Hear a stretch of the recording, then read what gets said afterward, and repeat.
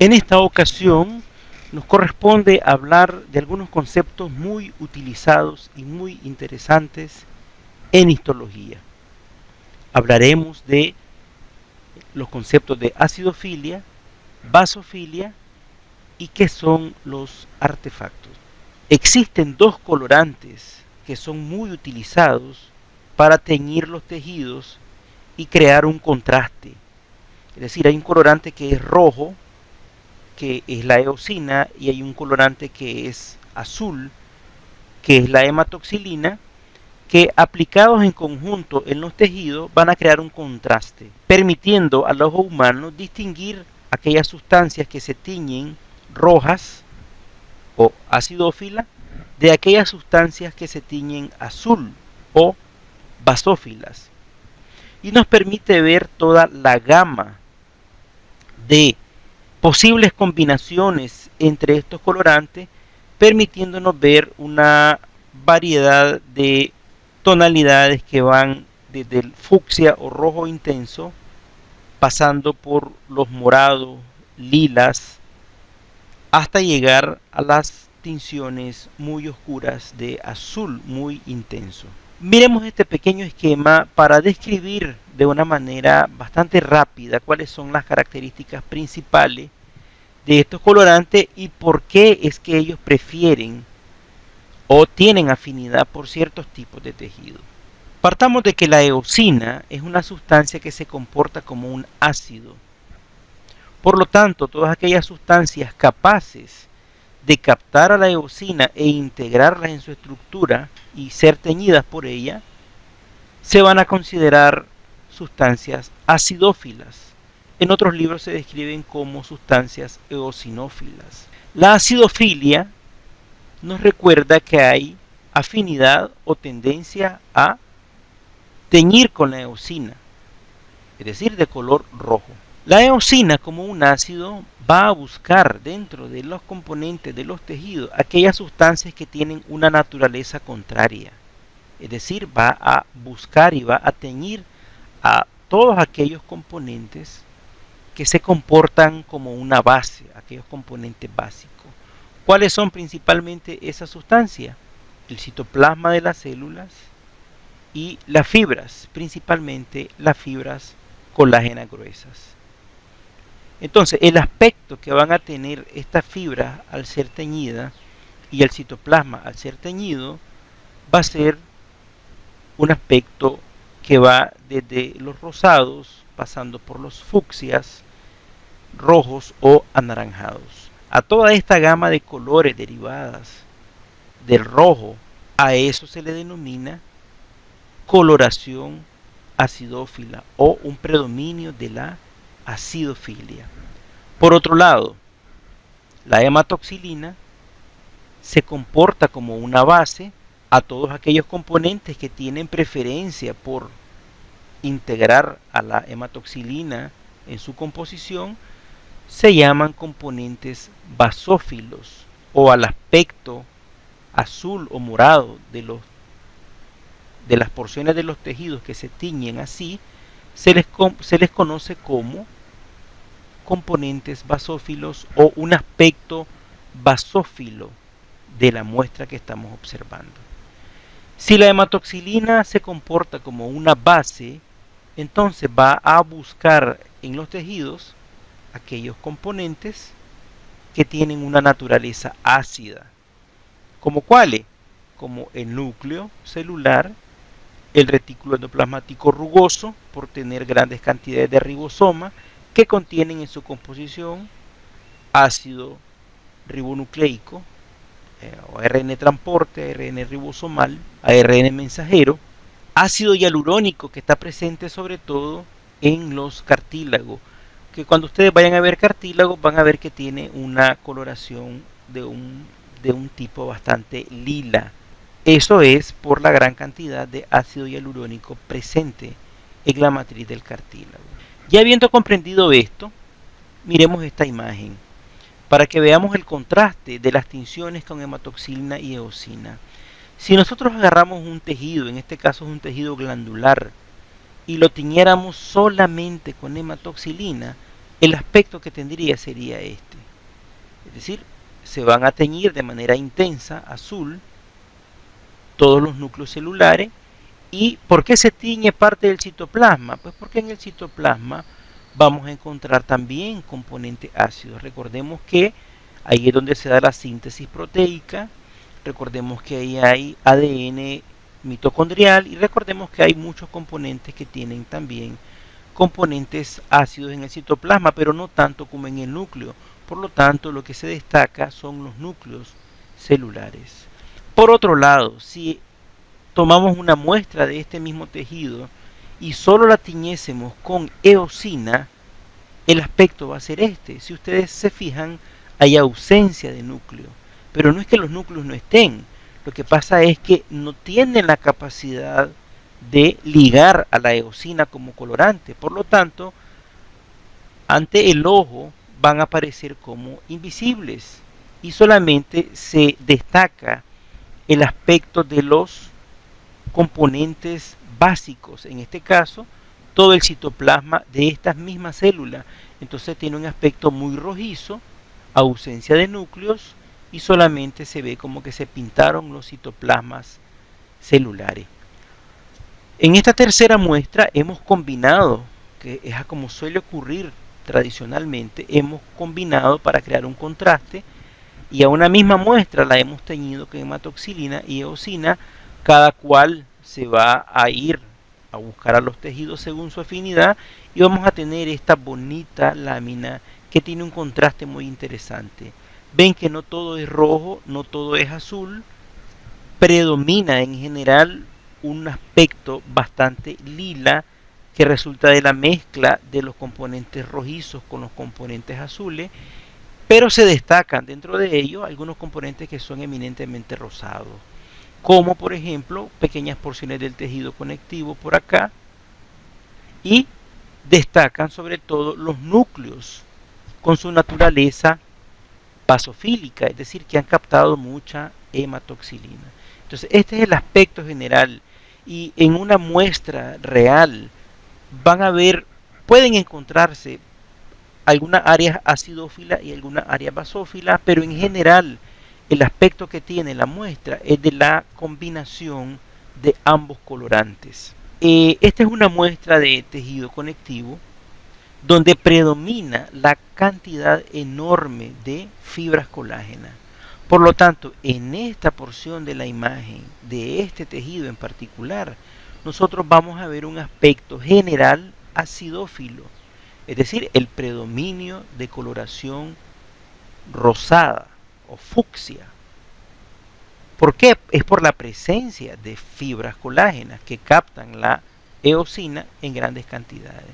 Sin embargo, el componente basófilo no está ausente y si ustedes notan, aquí hay unas estructuras puntiformes o como pequeñas rayas que representan los núcleos celulares de unas células que se llaman fibroblastos, que son las que producen casualmente esta gran cantidad de fibra. Entonces aquí tenemos los núcleos celulares y un predominio indudable de acidofilia en la laminilla. Por otro lado, aquí tenemos otro órgano, es un órgano linfático donde predominan unas células que se llaman linfocitos. Los linfocitos tienen unos enormes núcleos que ocupan la mayor parte de la célula. Por lo tanto, cuando la hematoxilina llega y los tiñe, se ve un aspecto completamente oscuro o azul. De manera que la lámina en general tiene un aspecto basófilo. Sin embargo, no están ausentes algunos componentes de tejido conectivo de fibra que se ven en algunas áreas rosadas teñidas con eosina. Entonces, el aspecto general de la muestra es basófilo, así como el aspecto general de esta es acidófilo. Ahora veamos una muestra más armónica en donde nosotros podemos ver cómo la combinación y la presencia de ambos colorantes tiñen los núcleos de aspecto basófilo, pero también tiñen los citoplasmas de aspecto acidófilo. Entonces en esta lámina podemos ver que hay un equilibrio y no pudiésemos afirmar si es totalmente acidófila o si es totalmente basófila, que es lo que ocurre en la mayoría de los tejidos. Ahora vamos a hablar de manera breve qué cosas son los artefactos. Cuando hablamos de artefactos se nos puede venir a la mente todas estas cosas que vemos en la imagen. Sin embargo, en histología, artefacto no tiene nada que ver con esto. Artefacto en la ciencia, específicamente en la medicina, es una distorsión que se percibe producto de un error durante la preparación de los tejidos. ¿Cuál es la importancia de estos artefactos, o de estos errores, o de estas distorsiones en la muestra? Que nos pueden dar una mala interpretación o una mala percepción de los tejidos. Es por eso que es importante saber qué son, cómo ocurren y qué es lo que significan a la hora de observar una laminilla histológica. En microscopía específicamente, un artefacto se produce cuando aparecen objetos extraños a la muestra o cuando ocurren algunos accidentes o algunos errores durante la preparación de las muestras del tejido. Esta es una lámina que resume los pasos de la técnica de inclusión en parafina. De manera que si usted todavía no ha visto el video que corresponde a las técnicas de inclusión en parafina, pues no le va a entender mucho. Si usted ya lo vio, pues probablemente le va a entender un poquito más. Por ejemplo, si nosotros tenemos un tejido y lo vamos a fijar para que este se pueda conservar y no se pudra, pues no sufra los efectos de la degeneración post-mortem, lo tenemos que introducir en una sustancia que se llama formalina o formaldehído. La formalina a veces está mal amortiguada, está mal preparada y eso puede dañarnos los tejidos. Si el tejido, por otro lado, lo incluimos de manera tardía en formalina, puede ser que ya empiece a perder el aspecto natural y pueda empezar a destruirse su arquitectura normal. Eso también, las llamadas degeneraciones post-mortem, pueden provocarnos artefactos o errores en la muestra. Durante el proceso de la deshidratación, que es la inclusión de la muestra en alcohol, pues no suelen ocurrir muchos artefactos. Sin embargo, cuando este se incluye en parafina caliente, también esto puede retraer o encoger algunas partes del tejido, provocando pérdida o destrucción del tejido. Cuando ya tenemos el bloque incluido y vamos a cortarlo, recordemos que el micrótomo es un aparato que corta el bloque de parafina en tiras muy delgadas. Pues esta cuchilla que está aquí puede tener algunos defectos en su filo y ese defecto en el filo de la hoja puede transmitir un error o un defecto en el bloque de parafina, lo que se va a traducir en un error o un daño en el tejido que va a ser procesado. Una vez que se ha cortado el bloque de parafina, pues cada uno de estos cortes se tienen que montar sobre una laminilla. Entonces ustedes comprenderán que colocar una laminilla muy delgada sobre una lámina de vidrio también puede conllevar algunos errores como arrugas o dobleces o pliegues durante el proceso de montaje. Durante la preparación que conlleva la tinción de la muestra también pueden ocurrir, el colorante puede estar vencido, puede estar mal preparado y pueden ocurrir algunas cosas que se llaman precipitados o precipitaciones, que son acumulaciones de colorantes que nos pueden dar un aspecto extraño, que son ajenos al tejido y no forman parte del tejido normal. Entonces, si ustedes se fijan, repasando un poco los pasos, van a ver que es aquí donde principalmente ocurre la mayor cantidad de artefactos. Ahora vamos a ver y revisar los artefactos más importantes y más comunes que ocurren al observar laminillas histológicas. El principal, uno de los más comunes, tenemos las rupturas de tejido. Ustedes ven aquí como, aunque no conozcan probablemente este tejido, ustedes ven que aquí viene un grupo de células y aquí viene otro tejido con un cierto aspecto. Pero se ve que forman parte de una unidad y sin embargo aquí ocurre como una ruptura y como que esto se empieza a caer a pedazos, ¿verdad? Pues eso es lo que ha ocurrido.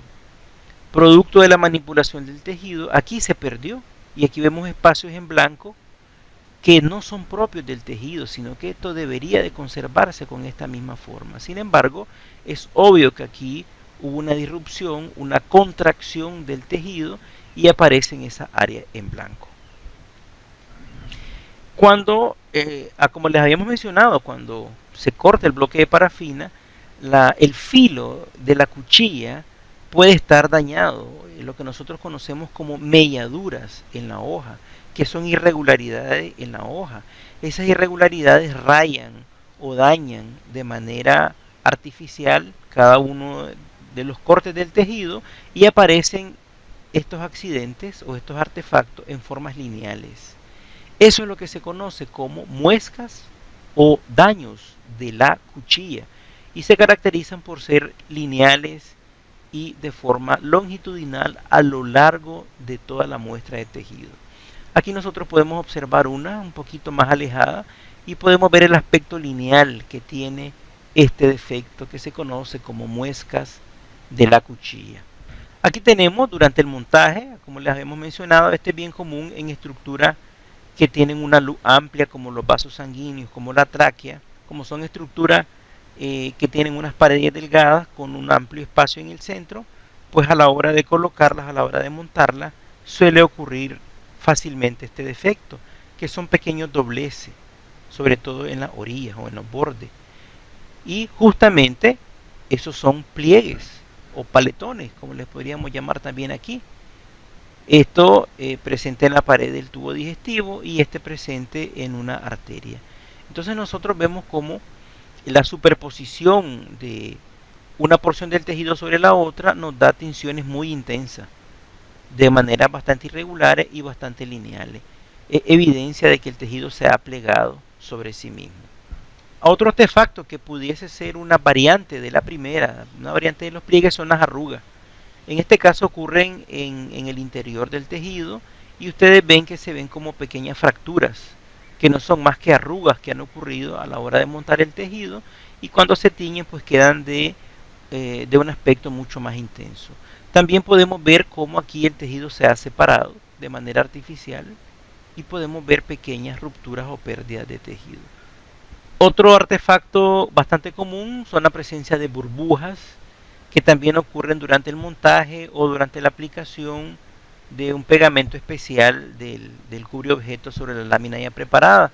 A veces quedan burbujas de aire atrapadas o burbujas de líquido atrapadas y pues tienen el aspecto de eso, como que si fuesen burbujas. Finalmente tenemos los precipitados, que son defectos de la coloración o son defectos también de la amortiguación en el tejido y se ven como pequeños manchones donde la coloración es mucho más intensa y lo hay de colores rojizos, los hay de colores azules o de muy intensos oscuros como estos que nosotros podemos ver acá. Este es un corte de una tráquea y aquí podemos ver estos precipitados. Entonces esta es una lámina donde se pueden apreciar diferentes tipos de artefactos y esto es lo típico que ocurre en una lámina histológica. Aquí podemos observar disrupción, contracción o pérdida del tejido. Vemos que hay grandes áreas que han sido despegadas como de manera brusca y no le pertenecen al tejido normal, sino que se ha perdido aquí parte del tejido que debería tener un aspecto más o menos así. Sin embargo aquí se ha desprendido. Aquí tenemos unas hermosas muescas de cuchilla de formas lineales. Aquí tenemos también unas pequeñas pérdidas de tejido. Tenemos tejido disperso ahí que se ha desprendido. También tenemos algunos precipitados oscuros, algunos precipitados rojizos acá, algunos precipitados por acá. Y vemos como la muestra nunca es perfecta, sino que siempre se van a encontrar algunos errores. Ahora bien, ¿cuál es la importancia principal de los artefactos? No es tanto clasificarlo, no es tanto saber su nombre exacto, no es tanto saber por qué ocurrieron, sino que es importante conocerlo para saber, uno, que no forman parte de la estructura normal.